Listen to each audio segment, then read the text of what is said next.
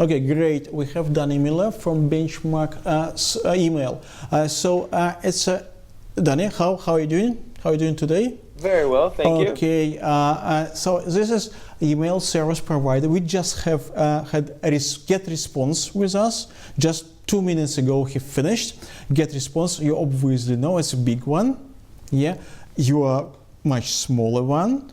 And how actually, as I'm talking to audience, yeah, how this much smaller email service provider can survive when there are big guys like MailChimp. Everybody knows MailChimp, like GetResponse, which been here a couple of minutes ago, which constant contact. Okay, Danny Miller from Benchmark Email. Just see how they can do what they can offer. Big guys cannot offer. I guess this should be secret. Otherwise, you won't survive. Absolutely. Well, thank you very much. And you're absolutely right. In a world like this, when there's so much competition, it's really important to focus on a specific niche. For us at Benchmark Email, it's customer service and support. We want to make sure that we're always there for you. And it's not just if the product breaks, but it's also if you need guidance or help on tips on what works best, because we see millions of emails go out every single day. So we know and see what works versus what doesn't. But beyond that, here today, I do have a wonderful presentation to showcase more about Benchmark. We're going to be talking about how we can get the highest return on investment with email marketing. There's stats that everyone talks about that the return on investment for every dollar you spend is $40. But the real question is, how do you get that? So the presentation here today is called 40 to 1, and we're going to go over that. Yeah, show me the money. Awesome, perfect. So I'm going to go ahead, I'm going to share my screen, and we'll go ahead and get started. Here we go. Okay, perfect. All right, so again, thank you everyone for joining us here today, and thank you for inviting me as well. As I said in this presentation here today, we're going to go over, very interesting aspects to look at in your email marketing to ensure that you're getting the most that you can. The tips and tricks that we're going to go over here, these are just examples, but I'm going to point out certain things that you can see the obvious as to how that can relate to your own business and your own strategy. So to get started, let's quickly talk about the 3 main ways that people can use email marketing, right? The first main way can be as promotions and advertisement. We all use this for coupons and stuff like that. Further on, we have the traditional, which is as a newsletter. And last but not least, we have what could be an internal notification. This is the last part of email marketing that a lot of people tend to forget about, because as soon as they hear email and marketing, they think about sales and generating more of that. When it comes down to it, though, you can actually save time with internal notifications, therefore be more efficient, therefore save money, therefore your ROI goes up, right? So when it comes down to promotions and advertisement type emails, these emails, your customers, they expect them. But the secret here is don't overdo it, and please don't devalue your product if it doesn't need to be. Meaning, if you just go straight to the 50% off or the 30% off, you're already telling your clientele that your product isn't worth 100% price. You can't sell it at that price, so you need to devalue that. Obviously, if you're cleaning shop, if you're doing spring cleaning and stuff like that, that makes sense because you need to make room for new products. But always try to be creative with the type of promos and advertisements that you can send, right? So talking about the return on investment, here's part of the boring numbers, right? We know that email marketing has a very, very high return. It pretty much dwarfs any other marketing strategy out there online. Internet marketing ranges at about a 20 to 25. Don't forget, this all depends on the industry. Every industry has a slight different return on investment, but email marketing always tops it. Here we have a few stats for 2012 and the projection to 2016. In 2012, they asked around 3,000 marketers how much money they spent on email marketing. Not how much money they earned, but how much money they spent. And that was $67.8 billion in 2012. Social media was just getting started, so they could never foresee what was going to happen. But now in 2016, they projected that it was going to be about $82.2 billion. We passed that number last year. Last year, I believe it was over $90 billion spent on email marketing. So this year, fingers crossed, I have no idea what it's going to be, but I'll guarantee you it's going to be way beyond that number. So when it comes down to newsletters, as I was saying, we have the promo type emails to sell. The newsletters, don't try to sell with your newsletters. Your newsletters is to keep your subscribers up to date and inform them in regards to things you're doing within your company, things that you're doing in parallel, and so forth from there. If you take a look at these newsletters, you can see there that there's actually 3 newsletters back to back. And I want you to notice 2 things about a successful newsletter. Be consistent and be consistent. What that means is be consistent with how often you're going to send. If you're going to promise your subscriber that you're going to send them an email every 30 days, make sure that that email goes out in that range of 30 days.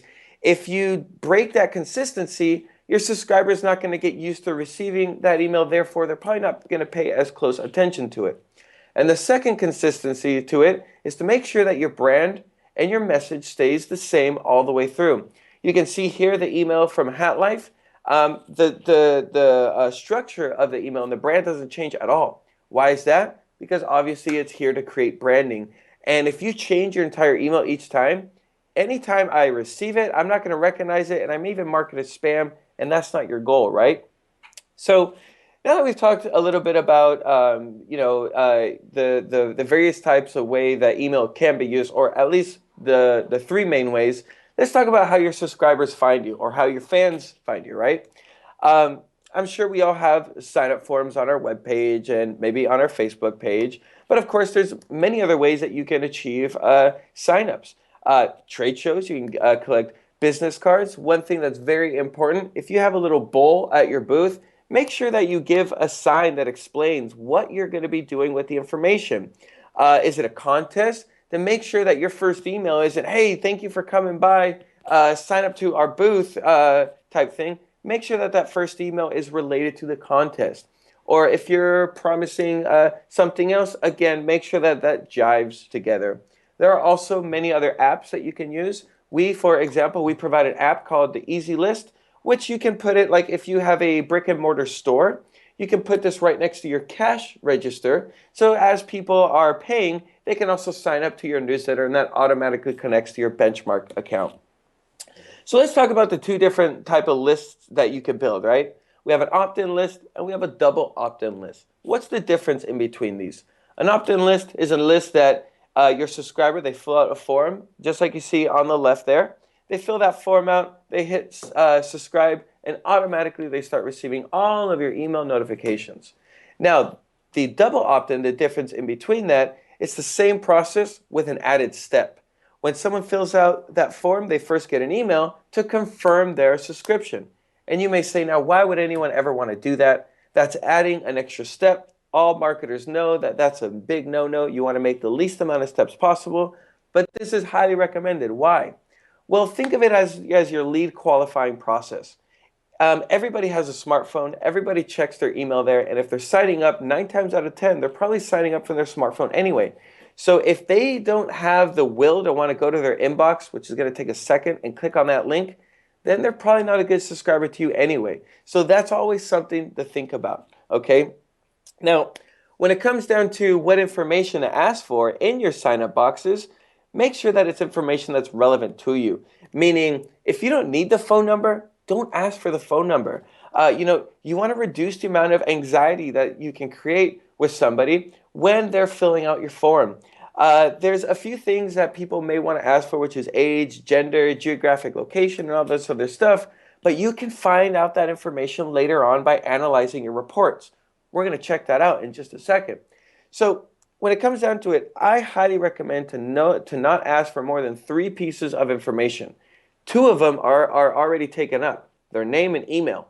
If you have a third one, think of what is the most relevant piece of information for you. Let's imagine that I own a bookstore.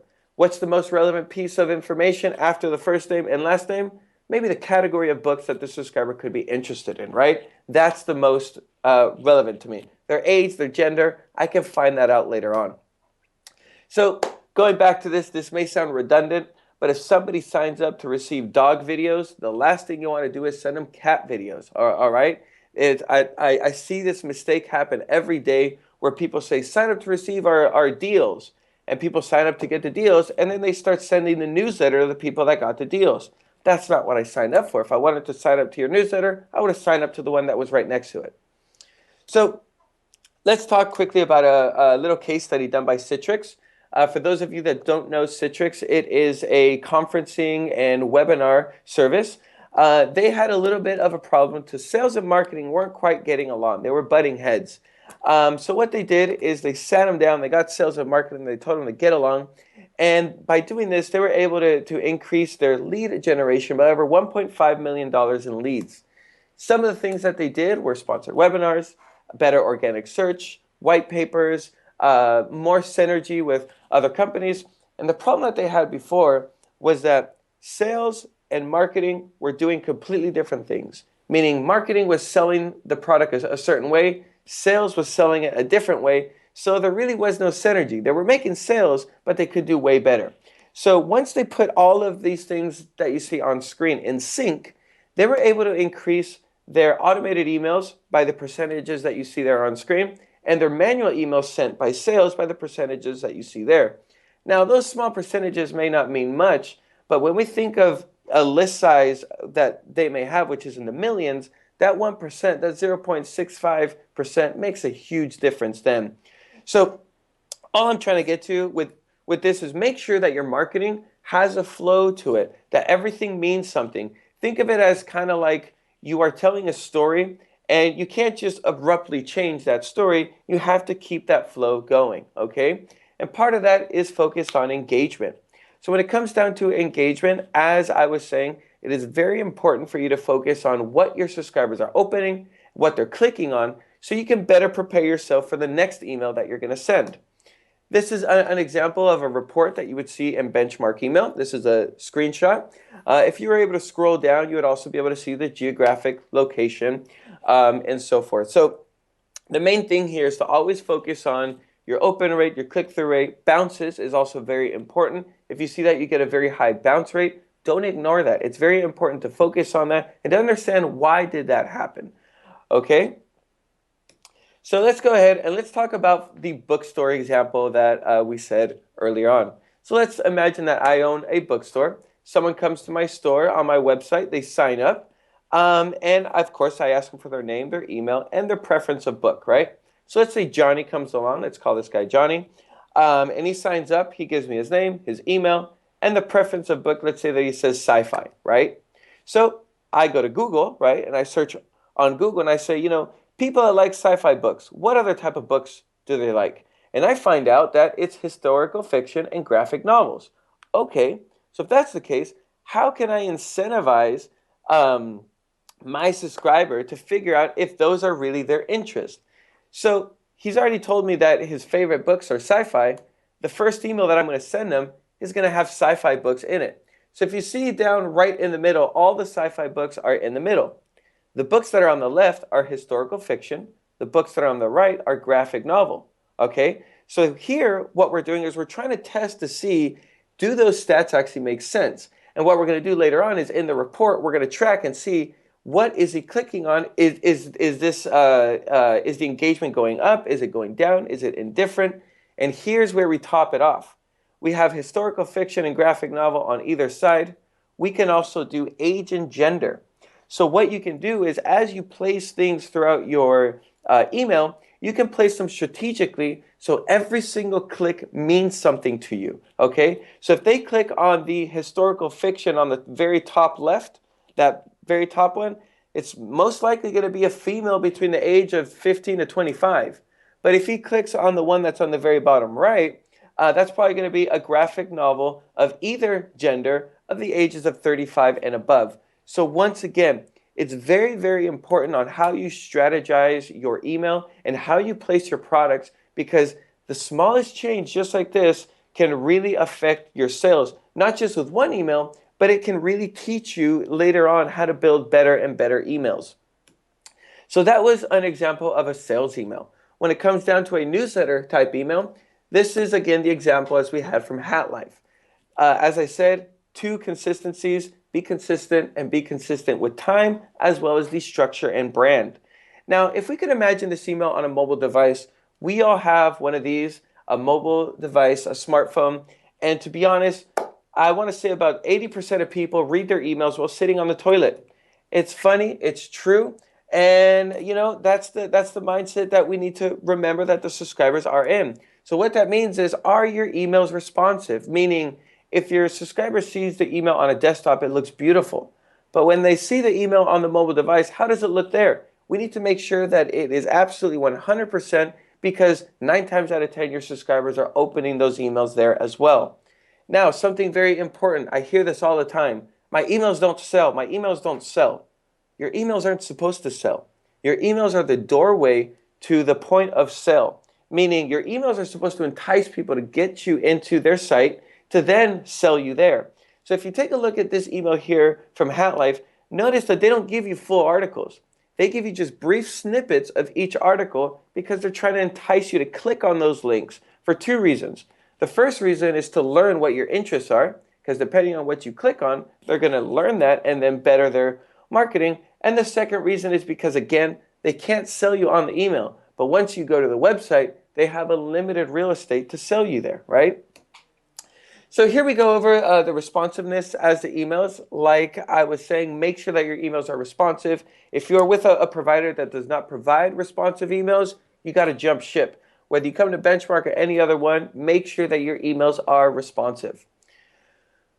One other thing here, when it comes down to automating your messages, when should you automate your message? Well, I highly suggest when you know the customer. When you know the customer, it could be from the very start or it could be later on. But like I said before, you don't want to send cat videos to someone that signed up for dog videos. How much should you automate? As much as possible, because I'm sure you have plenty of other things to do. And the last question is, will your customers find out that it's automated messages? Yeah, they certainly will, because they're probably using the same tools. But the real question is if you do it the right way, they're probably not going to care, because it shows that you know how to engage to those users. So we're going to go over our last case study here. In this case study, we know the company Microsoft. Microsoft was able to raise their engagement rate by over 2,100% and their open rate by over 800%. We're going to see exactly what their problem was. If you guys remember, Microsoft Office came out with a new suite of services. I mean, it was a whole redesign of the product, the features, all this stuff. And when they launched it, they had a big problem. All these new features they made, no one even paid attention to them. And they were thinking like, oh my goodness, we spent all this money, all this time, all this, research on building these new features, and now no one's using them. What a disaster. So what did they do? Instead of hiring more sales guys and more marketing guys, they hired data analysts to analyze why was this happening. And what they found out is that people were not using those new features because of a very obvious reason. We've been using Microsoft Word and Excel and all these for years, right, since it started. So when I come into work, the last thing I'm thinking of is, what's new here? I'm thinking, get to work, do the formulas, do this, do that. And even if you send me a marketing message, I'll say, oh, I'll look at that later. Later's going to never come. So what they did is they were able to put tracking software into their own software to understand exactly what were the features that people were using. And based on those features, they would send emails that were targeted. For example, let's say that I used a feature that they had built something better for that could save me time. When I would use that feature, a day later, I would get an email saying, hey, we noticed that you used this feature. Did you know that by using this other feature, you could save 20 minutes? Oh, that sounds interesting. So by being very precise, very focused, and very engaged by the user story, they were able to increase their open rate by over 800% and their click-through rate by 2,100%. A company of this size, this is really unheard of. So anyway, here we finish the presentation. I want to thank you all. When it comes down to it, your marketing is never perfect. When you feel that you're at the very top, I highly recommend to revise your marketing strategy every 6 months to a year, because even though your company may have not changed, the outside world has. To give you an example for us, Gmail changes all the time. So if we just focus on, what we stuck with 2 years ago, we would be way out of date today. So we need to not pay attention just to what happens within our company, but also what happens outside, and adapt our marketing to that. So if it's okay, I'll go ahead and I'll open up for any questions that we may have. Okay, first question. We've been listening several people, and okay, yeah, good idea. Can you just stop share? Yeah, great. And Okay. the question is, what we know email marketing is not gonna die. It probably will be better off in the future, or at least as good as today. So what's the future from your point of view? What's the future of email marketing? Where it will go? Absolutely. So, it's funny that I've been hearing for now 4 years that email marketing's dying. I mean, I don't know when it's going to die, but it's a long death so far. And people keep saying that email marketing is going to die because social media is taking over. And see, that's where I don't see the line between email and social media. I believe that email is part of social media. So when you ask me where the future is integrating more into the social media aspect of it. Let me ask you this. How many times do you receive an email per day from LinkedIn or Facebook telling you, oh, you got so many likes, so many comments, and this and that? So the idea of having emails separate from social, that's a mistake.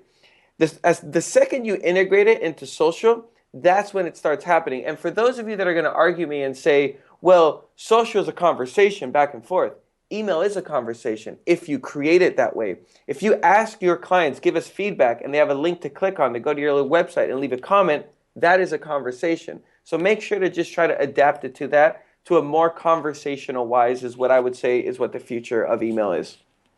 I had another question, and it was not only for you. People asking about a different type of WhatsApp, Viber, type of things. Do you think they will eat some part of your pie? No, not quite. I think it's a different market. I think it's used for something else, and I think they can complement each other. For example, for us, we have an extensive partnership with a texting company called 370, and we complement each other very, very well because the thing about marketing, as we all know, one channel is not going to cut it. You need to hit your subscribers to at least 7 to 10 channels for them to even acknowledge you. And then you can reel them in and keep coming there. So, it's meant to be used in complement with your other channels, but I don't think it will ever overtake. Yeah, okay, but it won't overtake. But do you think this particular channels will grow on eat a little bit of your pie, or you're safe? Yeah, no, I think we're absolutely safe. I mean, it would be ridiculous to say that it's not going to cut out a little bit because obviously there's only 24 hours in a day. If you get a text and an email, you're obviously going to see that text first. But email has so much more media to it and has so much more. I see it, it's kind of like our mailbox. It's kind of like a traditional mailbox. And I believe that that's the way that it's going to be treated for years. Chad White today said a funny thing, funny for me. He said email is for old people, which I thought for old people would be just snail mail or something. Okay, never mind. I'm already old, so I'm happy with email. But do you think email is for old people and new generation probably will go different way? I don't know. Yeah, we coming back to the same, very similar question, Sure. Yeah. obviously. Yeah, no, I mean, yes, I do agree that email in itself seems like an outdated system, but again, it's not something that can disappear because, like I was saying, we get hundreds of emails per day in regards to our social media channels, notifications, and so forth. So again, it's just this different type of outreach, and the design, the media, the tracking that it has is something that we don't have yet in other channels. I mean, like platforms like Facebook, WhatsApp, and stuff like that, you can't really track if I'm clicking on a link that you sent me. With email marketing and stuff like that, you still do have that type of tracking and that type of leverage over the subscriber. Follow-up question: how much do you know about your subscriber? How much do you know what your subscriber does? Clicking, not clicking, going to there, watching this, and everything. Do you know a lot? Oh, absolutely. Here for Benchmark Email, I'm actually the director of marketing for the company, and the one thing that we really focus on here is data, is knowing exactly where people are going, what they're doing, what they're clicking on, not just on the email. The email is the starting point. With Google Analytics, you can connect that and see exactly what people do on your website, where they go, and so forth from there. So, I mean, when it comes down to tracking, I highly recommend that you should get as much data as you possibly can. Even if you don't know what you're going to do with it yet, it's good to store that data and later on maybe figure it out as you go. And immediately question raised, okay, do you think everyone wants that? Okay, I understand. As if you track somebody a lot, you know everything, and you can offer something very relevant, which is probably convenient. But for example, I would be scared to get in my inbox email saying, okay, your milk is finished, go and buy milk. And I open my fridge and I find, yes, it's finished. How do they know? It would scare me to death, to be honest. What do you think? We've been discussing the same question with, I ask the same because for me it's kind of important. Yeah. Privacy. What's the red line between privacy and relevancy? I do agree with that. You know, I mean, from that, even from when you go online, you go to sites like eBay or Amazon or any other site, and you know, they follow you and they know. And even on Facebook now, I mean, I don't want to get too deep into that because I can talk for years about, you know, Facebook and their tracking. But you know, Google obviously. Yeah, exactly. It's really what you're saying is absolutely true. We are not ready for that. You know, we are coming from an old age to a new age, and we're right in the middle of that. The generations to come, they're going to grow up with it, so they're going to get used to it. But right now, marketers have to be very, very careful with how they do that, because you're absolutely right. For you, it would scare you. Me, it would scare me too. So to give you an example of how they could kind of switch that around is, let's say that I own a pool store, right? And someone comes into my store and they buy a bag of chlorine.